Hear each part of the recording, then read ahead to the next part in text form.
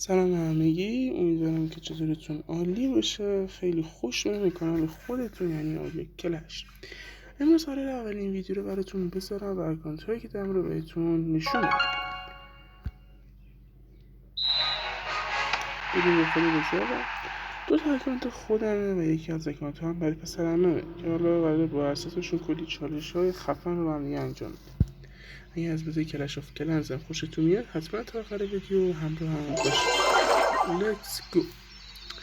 این اکانت 14 اصلی خودم یه جوری که دارم همیشه مکس میکنم. یه شادت مینیون و شاه بربر و دیواراش میگه که مکس نشدم. این از روزش، این طرف هم از شبش که تان دهش مکس. این چیزای اصلی مکس کردم، اینم دارم مکس میکنم. چیزای اکسی از این سرخون کمان ایکس خونپار انداز و این طور چیز هست دیگه. توپ غولاسا، این هوایی زن و این طور چیزا دارم مکسش میکنم و باز برش دارم برسیم به مکس کردم. این از اکانت اصلی خودم بود. بریم که اکانت دومی خودم بهتون نشون بدم.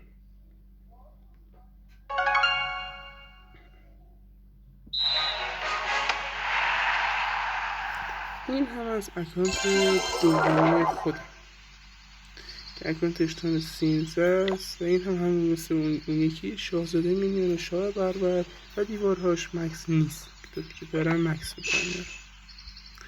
این از روزش و این کم از شبش که این تانش 9 دیگه. سعی کردم اینو 9 نگه دارم، اول همه چی رو مکس کنم بعد بیارم بالا، مثل اون یکی همچه اشتباهی رو انجام ندم. خب بریم اکانت پسرمه نشونتون بدم. اکانت سوم که این هم کلا دست خودم.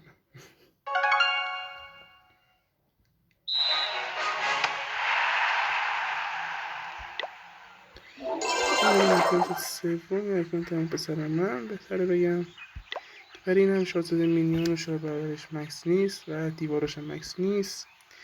تانشتن 14 باز دارم همه چون مکس میکنم، ولی این از همه اکانت دیگه نشون دادن کامل تره. این دیواراش خیلی بهتر و مکس تر شده. این هم از اول قسمت شبش که تانشتن 10. این طرف هم داره کم کم دارم مکسش میکنم. امیدوارم که از این ویدیو خوشتون اومده باشه. اگه دوست داشتید ویدیو رو لایک کنید و کانال رو سابسکرایب کنید. تو ویدیوهای بعدی اتک‌های جذابی رو خواهیم داشت. فعلا خدا نگهدار.